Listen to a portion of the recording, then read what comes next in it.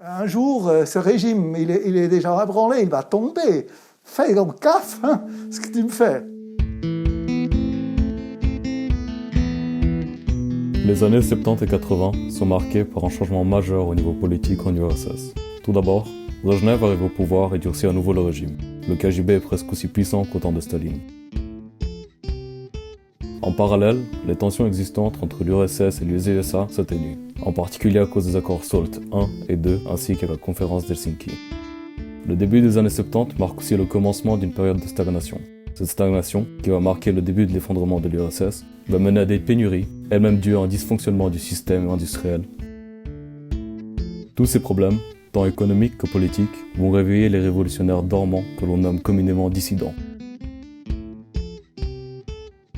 Parmi ces dissidents figure Alexander Solzhenitsyn, qui, après avoir passé 8 ans dans un camp de travail pour avoir critiqué Staline dans une correspondance personnelle, écrira plusieurs œuvres littéraires telles que Une journée d'Ivan Denisovitch, la première œuvre littéraire à mentionner les camps de travail en URSS, ou encore L'archipel du Goulag, qui s'attaque de manière détaillée au système de répression politique en URSS et qui lui vaudra son expulsion en 1974. Il y a également Andrei Sakharov, qui invente en 1953 la bombe à hydrogène soviétique. Ses inquiétudes sur les conséquences que ses travaux pourraient avoir sur le monde le poussent à entreprendre diverses actions, telles que de faire comprendre le danger de la course aux armements, publier divers écrits de manière clandestine par la samizdat, comme Réflexions sur le progrès, la coexistence pacifique et la liberté intellectuelle, ou encore bien d'autres actions. Ces efforts résultent en 1975 en le prix Nobel de la paix. Il est arrêté et exilé à Gorky en 1980 suite à des protestations publiques contre l'intervention soviétique en Afghanistan. Cet exil durera jusqu'à la période politique glasnost.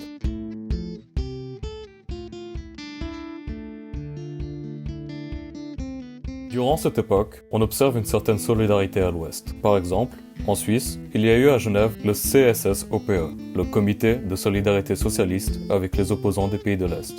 Voici Hans-Peter Graf, ancien membre de cette association. Le 21 août 1968, j'étais sur le quai de gare en larmes parce que les troupes soviétiques venaient d'intervenir en Tchécoslovaquie. En Tchécoslovaquie. Donc là, ça avait mettait fin à ce qu'on pensait être, ou ce qui s'appelait, un socialisme à visage humain. Donc je me disais, comme une autre société doit être possible, et je vous dis, c'était une période très riche, le monde nous appartenait, on était gonflés dans notre jeunesse. Donc je me suis dit, on va changer cette société. Et d'ailleurs, c'était ça aussi l'attrait de la Ligue marxiste révolutionnaire, parce qu'ils avaient vraiment un projet politique qui était à la fois socialiste, alternatif, et puis qui m'a signé un petit rôle, moi, en tant que petit étudiant, parce que j'étais dans l'avant-garde révolutionnaire, n'est-ce pas? Le comité de solidarité socialiste avec les opposants des pays de l'Est était créé à la suite de, je pense, la charte 76-77 en Tchécoslovaquie par des gens du PS et puis par des gens de la Ligue marxiste révolutionnaire.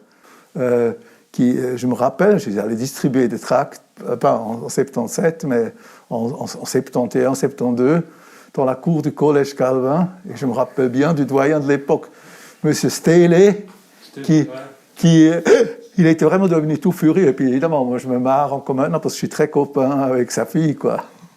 Il s'agissait de les défendre, et puis surtout, il s'agissait de faire prendre conscience à la gauche que pour défendre les opposants des pays de l'Est, il ne fallait pas être antisocialiste ou anticommuniste dans le sens qu'on serait opposé à l'idée du socialisme. Donc, on a fait des X communiqués de presse ou des appels et des récoltes de signatures. On a fait venir une fois une conférence de presse qui était écrite avec Victor Feinberg. Autre chose, effectivement, Victor, il était chez nous, on l'a logé chez nous, et surtout, non seulement on l'a logé chez nous, vu qu'il était interdit d'entrer en Suisse, on est allé le chercher avec notre Diane suisse, donc c'est deux choses un peu en mieux. On est allé le chercher à Annemasse et puis on l'a fait traverser la frontière.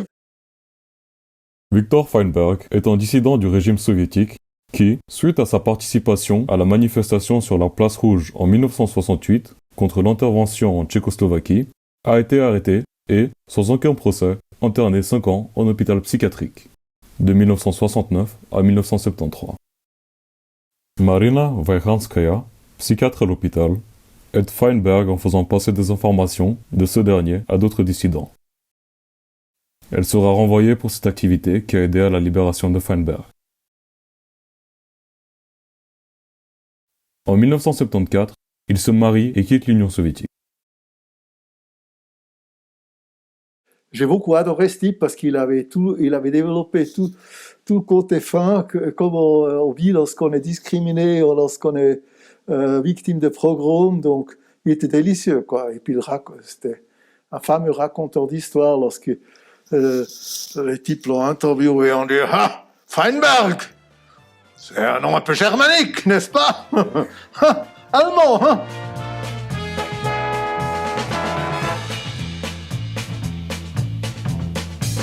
Вдох глубокий, руки шире, не спешите, 3-4. Бодрость духа, грация и пластика.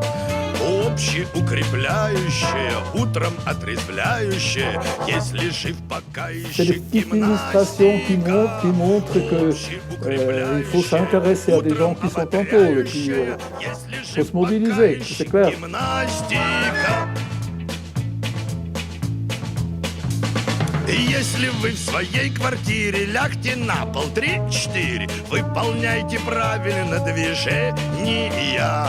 Прочь влияние извне, привыкайте к новизне, в то глубокий до изнеможения. Прочь влияние извне, привыкайте к новизне, в то глубокий до изнеможения.